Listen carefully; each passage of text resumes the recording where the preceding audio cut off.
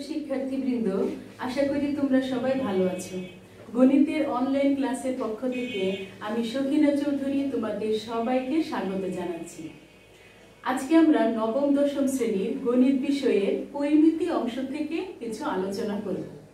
ধরো তুমি একটি জমি কিনবে। প্রথমে তুমি দেখবে জমিটির আকৃতিটি কেমন, এটি কি ত্রিভুজাকার, চতুর্ভুজাকার নাকি গোলাকার। তারপরে ক্ষেত্রফল তুমি মাপবে। এভাবে যে কোনো জমি, মাঠ কিংবা পুকুর ইত্যাদি ক্ষেত্রফল সংক্রান্ত যাবতীয় মাপঝোঁকের বিষয় গণিতের পরিমিতি অংশে আলোচিত হয়। তাহলে চলো আজকে আমরা পরিমিতি অংশ থেকে অনুশীলনী 16.1 অধ্যায়ের কিছু অংশ নিয়ে আলোচনা করি।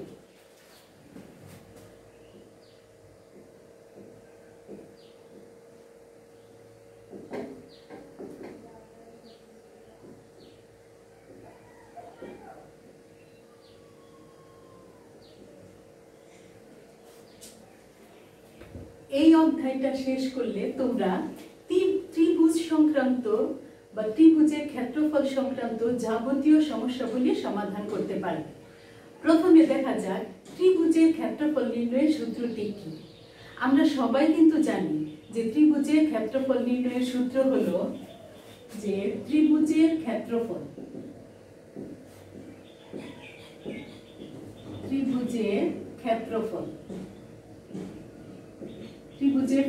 নির্ণয়ের সূত্র হলো হাফ ইন্টু ভূমি ইন্টু উচ্চতা এত বর্গ একক। এটা কিন্তু আমরা সবাই জানি যে আমরা কি জানি, ত্রিভুজের ক্ষেত্রফল হলো হাফ ইন্টু ভূমি ইন্টু উচ্চতা। এখন ধরো এ হচ্ছে একটা ত্রিভুজ, এ বি সি, এই হচ্ছে একটা ত্রিভুজ। এই ত্রিভুজ যে উচ্চতা হলো এডি, আর ধরে নিলাম বিসিটা হচ্ছে ভূমি হলো 10 মিটার এবং উচ্চতা হলো 5 মিটার ধরে নিলাম। তাহলে একটা ত্রিভুজের ভূমি যদি 10 মিটার হয়, উচ্চতা যদি 5 মিটার হয়, তাহলে ক্ষেত্রফল হবে কত মিটার? দেখো তো, হাফ ইন্টু ভূমি হলো বিসি হলো কত মিটার? 10 মিটার, আর উচ্চতা হলো এডি হলো 5 মিটার, সমান কাটাকাটি করলে হয় 5, তাহলে 5 5 কত? 25 বর্গ মিটার। এই হচ্ছে আমাদের ত্রিভুজের ক্ষেত্রফল। তাহলে একটা ত্রিভুজের ভূমি আর উচ্চতা যদি আমাদের দেয়া থাকে, তাহলে ত্রিভুজের ক্ষেত্রফল আমরা অনায়াসে বের করতে পারি। কোন সূত্র দিয়ে? হাফ ইন্টু ভূমি ইন্টু উচ্চতা, এই সূত্র দিয়ে। এখন ধরো একটা ত্রিভুজের ক্ষেত্রফল তোমার বলা আছে, যে ক্ষেত্রফল তোমার বলা আছে কত? 25 বর্গ মিটার বলা আছে। এই ক্ষেত্রে কিন্তু ভূমিটা বলা নাই, এই যে ভূমি 10 মিটার এটা বলা নাই। উচ্চতা বলা আছে কত মিটার? 5 মিটার। তাহলে আমাদের দেয়া আছে কি? ক্ষেত্রফল এবং উচ্চতা। আমরা বের করতে পারবো কি? ভূমির মান। তাহলে কিভাবে বের করবো দেখো তো একটু, যে আমরা জানি হাফ ইন্টু ভূমি ইন্টু উচ্চতা সমান হলো কি? ত্রিভুজের ক্ষেত্রফল। এখন শুধু আমরা মানটা বসিয়ে দিব। কিভাবে বসাবো দেখো, হাফ ইন্টু ভূমিটা কিন্তু আমাদের দেয়া নাই, এটা কিন্তু আমাদের বের করতে হবে। তাহলে ভূমি হলো কত? দেয়া নাই, ভূমির জায়গায় আমরা ভূমিটাই লিখব। আর উচ্চতা কিন্তু 5 মিটার দেয়া আছে। আর ত্রিভুজের ক্ষেত্রফল আবার দেয়া আছে কত? 25 বর্গ মিটার। বা এখান থেকে যদি আমরা লিখি 5 ইন্টু ভূমি সমান 25 দুগুণে 50, বা ভূমি সমান হলো 50/5 সমান হলো কত? 10 মিটার। এভাবে ভূমিটা আনা যায়। আবার ঠিক একই রকম ভাবে যদি ভূমি দেয়া থাকে, উচ্চতা দেয়া না থাকে, আর ক্ষেত্রফল দেয়া থাকে, তাহলে আমাদের কিন্তু উচ্চতাটাও বের করতে পারবো।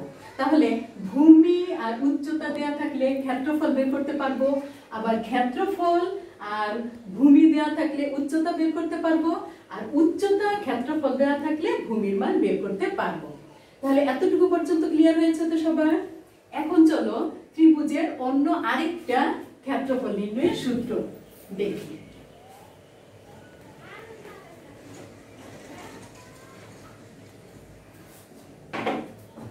ধরো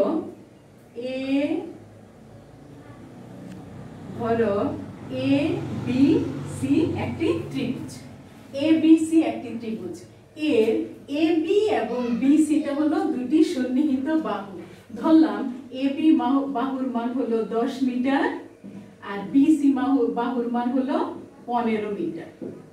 তাহলে সন্নিহিত দুটি বাহু, একটি হলো 10 মিটার আর একটি হচ্ছে 15 মিটার, এবং তাদের অন্তর্ভুক্ত কোণ হলো 30 ডিগ্রি।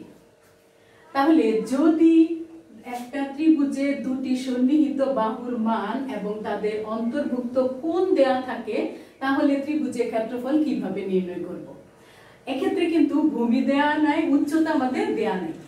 তাহলে ত্রিভুজের ক্ষেত্রফল নির্ণয়ের আরেকটি সূত্র আছে। সেই সূত্রটি হলো হাফ ইনটু যে দুটি সন্নিহিত বাহু দেয়া আছে সে দুটি সন্নিহিত বাহুর গুণফল। ধরো সন্নিহিত বাহু একটাকে যদি এ ধরি আরেকটাকে যদি বি ধরি, তাহলে half into A into B into sine theta, এটা হবে আমাদের ত্রিভুজের ক্ষেত্রফল।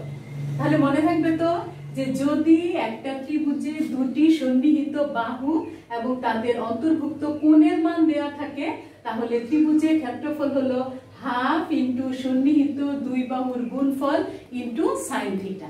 এখন শুধু আমরা মানটা বসিয়ে দিব। দেখো তো দেখি, হাফ ইনটু এ এর মান হলো 10 আর বি এর মান হলো 15 ইনটু সাইন থিটা, থিটার মান হলো 30 ডিগ্রি। এখন মান বসিয়ে দেই, half into 10 into 15 into sine 30 degree. Sine 30 degree মান কত? হাফ। তাহলে কত আসে দেখো, 5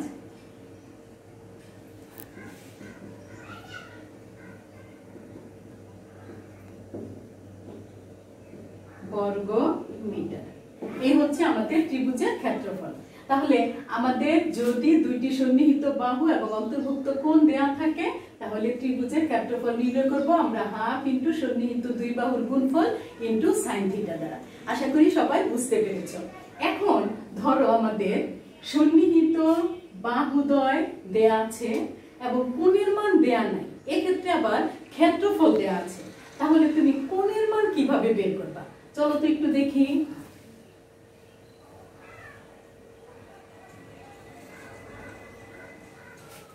ধরো দুটি বাহু, একটি বাহু হলো 26 মিটার আরেকটি বাহু হলো 28 মিটার, আর কোণের মান ধরলাম থিটা।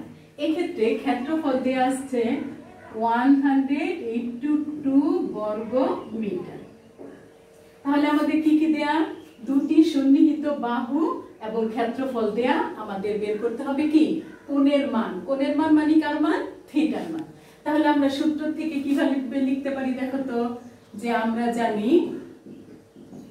জানি হাফ ইনটু দুই বাহুর গুণফল, তার মানে 26 into 28 into sine theta equal হলো কি? ত্রিভুজের ক্ষেত্রফল। তাহলে ত্রিভুজের ক্ষেত্রফল কত? 182। এটা হচ্ছে আমাদের ক্ষেত্রফল। এখান থেকে আমাদের থিটার মান আনতে হবে। এখন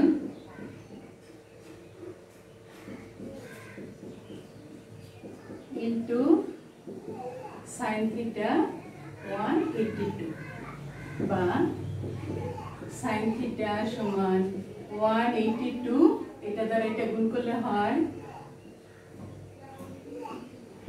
বা সাইন থিটা সমান হলো হাফ। এখন আমরা যেহেতু থিটার মান বের করব, সেহেতু এই পাশে সাইন থিটা চলে আসছে আমাদের হাফ। তাহলে আমরা জানি সাইন কত ডিগ্রির মান হাফ। একটু বলো তো দেখি, যে সাইন কত ডিগ্রি? 30 ডিগ্রি। তাহলে হাফের পরিবর্তে আমরা সাইন 30 লিখতে পারি।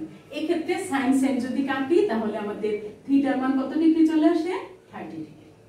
তাহলে যেভাবেই থাকুক, আমরা যদি মেইন সূত্রটা জানি যে দুইটি সন্নিহিত বাহু এবং অন্তর্ভুক্ত কোণ দেয়া থাকে, তাহলে ত্রিভুজের এই ক্ষেত্রফলের সূত্রটা যদি আমরা জানি তাহলে আমরা যে কোনো ভাবেই কি বার করতে পারবো, ত্রিভুজের ক্ষেত্রফল বের করতে পারবো।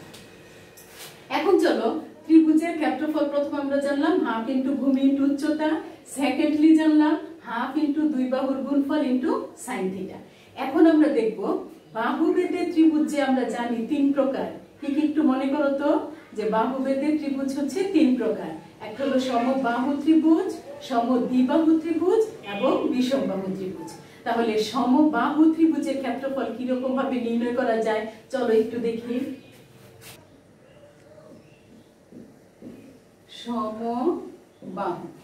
সমবাহু ত্রিভুজের ক্ষেত্রফল হলো √3/4 a স্কয়ার বর্গ একক। তাহলে আমরা জানি ত্রিভুজের ক্ষেত্রফল হলো হাফ ইন্টু ভূমি ইন্টু উচ্চতা, কিন্তু সমবাহু ত্রিভুজের ক্ষেত্রফল √3/4 a স্কয়ার, এটা কেমন করে হলো? চলো আমরা এইটা নির্ণয়টা একটু শিখি। যে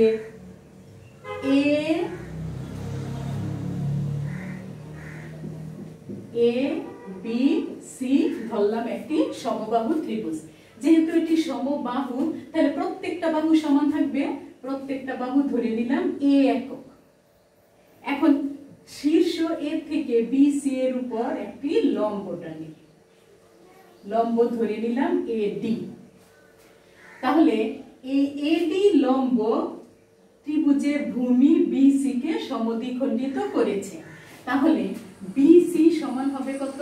বিসি সমান হবে এ, অতএব বিডি হচ্ছে হাফ অফ এ। এটা বুঝতে পেরেছো তো, যে এডি দ্বারা বিসি যদি সমদ্বিখণ্ডিত হয় তাহলে বিসি যদি এ হয় তাহলে বিডিটা হবে হাফ অফ এ। এখান থেকে এডি এর মান আমরা বের করব।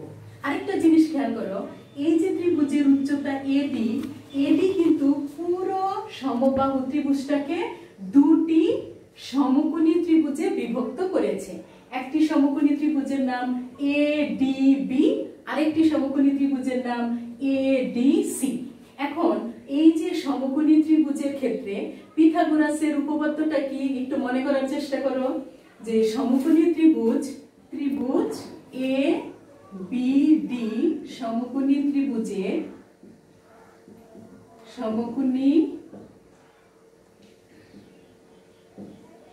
ত্রিভুজ হতে পিথাগোরাসের উপপাদ্য অনুসারে কি পায়? যে A D square plus B D square সমান হচ্ছে কি এ বি স্কয়ার। এটা আমরা সবাই জানি। তারপর আবার বলি যে সমকোণী ত্রিভুজের ক্ষেত্রে পিথাগোরাসের উপপাদ্যটি হলো যে কোন সমকোণী ত্রিভুজের অতিভুজের উপর অঙ্কিত বর্গক্ষেত্র অপর দুই বাহুর উপর অঙ্কিত বর্গক্ষেত্রের ক্ষেত্রফলের সমষ্টির সমান। তাহলে এখান থেকে আমরা এ বি এর মান মানে ত্রিভুজের উচ্চতাটা বের করব। এ বি স্কয়ার এখান থেকে পক্ষান্তর করলে হয় বি ডি স্কয়ার, বা এ ডি স্কয়ার সমান হচ্ছে এবি। এবির মান হলো এ স্কয়ার, আর বিডি, এই যে বিডি হলো কত? হাফ অফ এ, তার উপরে স্কয়ার। এখন যদি আমরা ক্যালকুলেশন করি তাহলে এডির মান চলে আসে। দেখো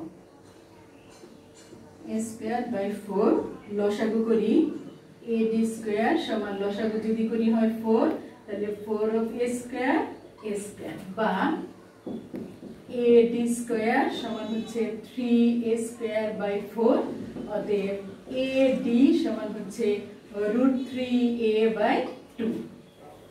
সবাই বুঝতে পারছো যে এই এডিটা হচ্ছে ত্রিভুজের উচ্চতা।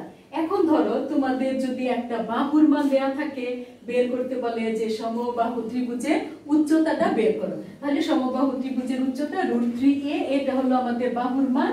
এখানে এর মানটা বসালে তোমরা একদম কাঙ্ক্ষিত উচ্চতাটা পেয়ে যাবে।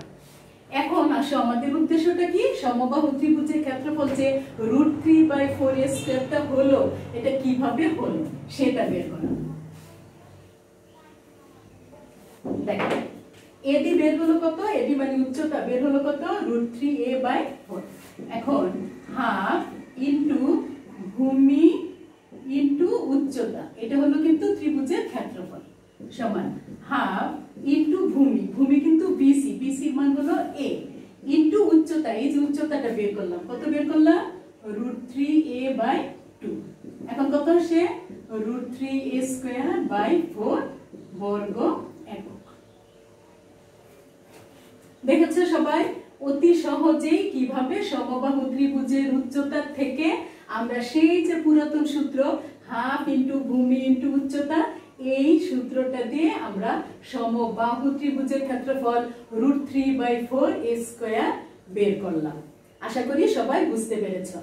এখন একদম সোজাভাবে যদি একটা সমবাহু ত্রিভুজের একটা বাহুর মান তোমার দেয়া থাকে, তাহলে এই বাহু হলো এ, এর পরিবর্তে যে বাহুর মানটা থাকবে 5 মিটার, 10 মিটার অথবা 50 মিটার যাই থাকুক, তুমি √3/4 আর এর জায়গায় এর মানটা বসায় দিলে তোমাদের কি চলে আসবে, সমবাহু ত্রিভুজের ক্ষেত্রফল চলে আসবে।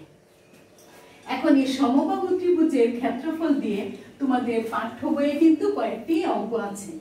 একটু এর মধ্যে থেকে একটি অঙ্ক একটু দেখো, একটু বোঝা যায় কিনা। অঙ্কটি হলো একটি সমবাহু ত্রিভুজের প্রত্যেকটি বাহু যদি 2 মিটার বাড়ানো হয়, তাহলে ক্ষেত্রফল 6√3 বর্গমিটার বেড়ে যায়। সমবাহু ত্রিভুজের বাহুর দৈর্ঘ্য কত? আচ্ছা, আমরা জানি কিন্তু সমবাহু ত্রিভুজের বাহুর দৈর্ঘ্য কত, a। তাহলে আমাদের বের করতে হবে এর মান। এখন আমরা শিখলাম কি যে সমবাহু ত্রিভুজের ক্ষেত্রফল, সমবাহু ত্রিভুজের ক্ষেত্রফল হলো √3/4a², এত বর্গ মিটার। এখন আমাদের প্রশ্নে বলা আছে, দেখো প্রত্যেক বাহু 2 মিটার করে বাড়াবে। তাহলে 2 মিটার যদি বাড়ে, 2 মিটার বাড়ানো হলে নতুন বাহু হবে কত, নতুন ক্ষেত্রফল হবে, একবারে করে ফেলি, নতুন ক্ষেত্রফল হবে কত √3/4, এর জায়গায় হবে a+2 তার উপর হোল স্কয়ার বর্গ মিটার। এতটুকু তো বুঝতে পারলাম যে সমবাহু ত্রিভুজের ক্ষেত্রফল √3/4a²। এই যে এর জায়গায় আমাদের কত মিটার করে বাড়লো, প্রত্যেকটা বাহু 2 মিটার করে বাড়লো। তাহলে নতুন বাহু হবে a+2, তাহলে নতুন ক্ষেত্রফল হবে √3/4a+2 তার হোল স্কয়ার। এখন পুরানো ক্ষেত্রফল হলো এটা, নতুন ক্ষেত্রফল হলো এটা। এখন বলছে ক্ষেত্রফল বাড়ে কত মিটার, 6√3 বর্গমিটার বাড়ে। তাহলে একটু কল্পনা করো তো যে নতুন ক্ষেত্রফল থেকে পুরাতন ক্ষেত্রফল যদি আমরা বাদ দেই, তাহলে কিন্তু কতটুকু বৃদ্ধি সেটা কিন্তু পাওয়া যায়। তাহলে পুরাতন ক্ষেত্রফল এটা, নতুন ক্ষেত্রফল এটা। প্রশ্ন মতে আমরা লিখতে পারি, প্রশ্ন মতে এই √3/4a+2 তার হোল স্কয়ার, এটা হচ্ছে আমাদের নতুন ক্ষেত্রফল। এর থেকে আমরা বিয়োগ দিব কি পুরাতন ক্ষেত্রফল, এটা। তাহলে নতুন ক্ষেত্রফল থেকে পুরাতন ক্ষেত্রফল বাদ দিলে আমাদের কি বের হবে, কতটুকু বৃদ্ধি পেল। তাহলে কতটুকু বৃদ্ধি পেল, 6√3 বৃদ্ধি পেল।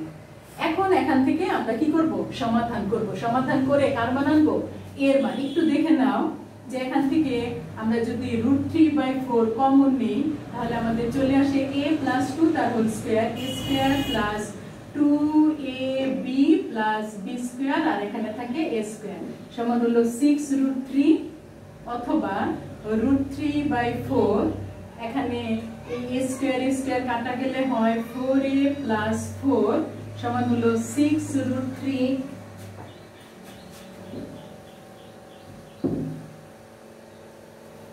অথবা এই √3 আর এই √3 যদি কাটি, তাহলে 1/4 4a + 4 সমান হলো কত 6, বা 4a + 4 সমান 4 × 6 = 24, বা 4a সমান 20। এক্ষেত্রে a সমান হলো কত 5 মিটার। তাহলে সমবাহু ত্রিভুজের একটা বাহু কত চলে আসলো, 5 মিটার। এভাবে তোমাদের মেন বইয়ের মধ্যে যে অঙ্কগুলি আছে, উদাহরণের যে সমবাহু কেন্দ্রিক সমবাহু ত্রিভুজের ক্ষেত্রফল সংক্রান্ত যাবতীয় সমস্যাগুলি এভাবে এই সূত্র দিয়ে তোমরা সমাধান করতে পারবে। আজকে এই পর্যন্ত। তোমরা বাসায় বসে এগুলি বারে বারে প্র্যাকটিস করবে, কারণ প্র্যাকটিসের কোনো বিকল্প নেই। পরবর্তী ক্লাসে আমরা আরেকটা সমদ্বিবাহু ত্রিভুজের ক্ষেত্রফল সংক্রান্ত বিষয় নিয়ে আলোচনা করব। তোমরা সবাই ভালো থাকো, সুস্থ থাকো, সুন্দর থাকো। আল্লাহ হাফেজ।